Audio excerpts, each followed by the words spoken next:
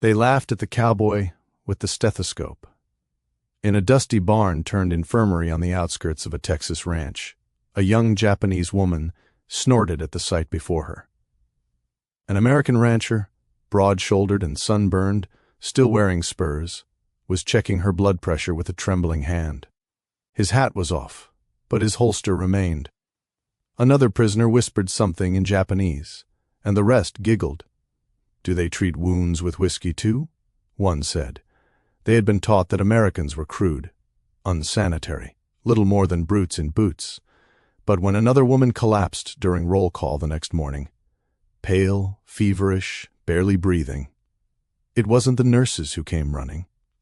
It was the cowboys, and trailing behind them, a team of medics with clean instruments, steady voices, and hands that moved with unflinching purpose. What followed in that barn would rewrite everything the women thought they knew about the barbaric West. The laughter stopped, and in its place came a silence filled with awe and something dangerously close to gratitude. The first time they saw him, he was leaning against the porch rail with a clipboard in one hand and a stethoscope slung around his neck like a prop in a school play. His boots were caked in red dust, and his hat cast a long shadow across his face. The girls stared from the back of the truck, their expressions locked somewhere between confusion and disbelief. One of them snorted. "That's the doctor," she whispered in Japanese. Another giggled and added, "Maybe he'll check our hearts with a horseshoe." The cowboy, whose name was Daniel, didn't look like a doctor, not by Japanese standards.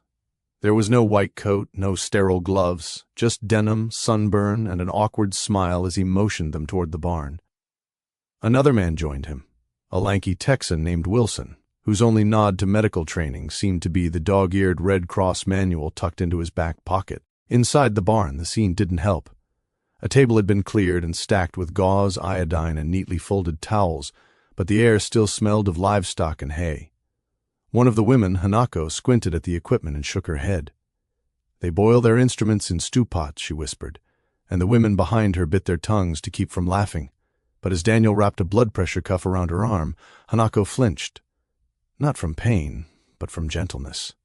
He said something softly, something she didn't understand, and gave her a look that wasn't pity, but concern. She stared at his hands. They were rough, cracked from work, but steady. No leering, no force, just a slow twist of the bulb, the faint squeeze of pressure, and then release.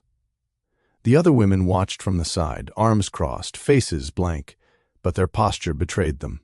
Shoulders slumped from more than exhaustion.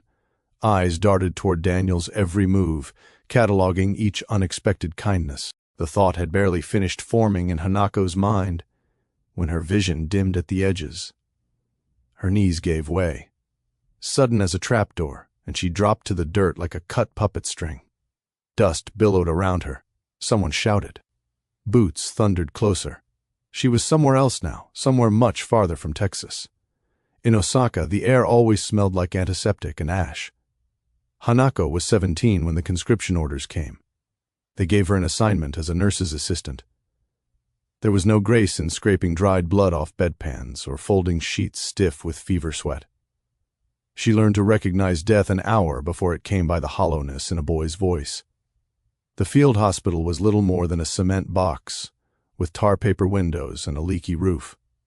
Supplies were rationed tighter than rice. Gauze was reused. Syringes were shared. The most common tool wasn't a scalpel. It was a prayer. But now she was back in her body, back under foreign skies. Rough hands gripped her shoulders. They didn't strike. Instead, they steadied her, lifted her. Daniel's voice floated above her, urgent but careful. "Get her inside." She was lying on a cot. A fan turned lazily overhead. Daniel was holding her wrist. Another man was checking her temperature. The tools weren't crude. They were precise, new, clean. This wasn't what she had been told. The enemy, it turned out, had good hands. The next morning, a corporal came by with an offer. The infirmary needed help. Cleaning instruments, folding gauze, restocking cabinets. Voluntary, he said. No one would be punished for refusing. Pride was the last thing any of them still owned. But by afternoon, Hanako walked over without a word. The medic on duty was one of the cowboy types.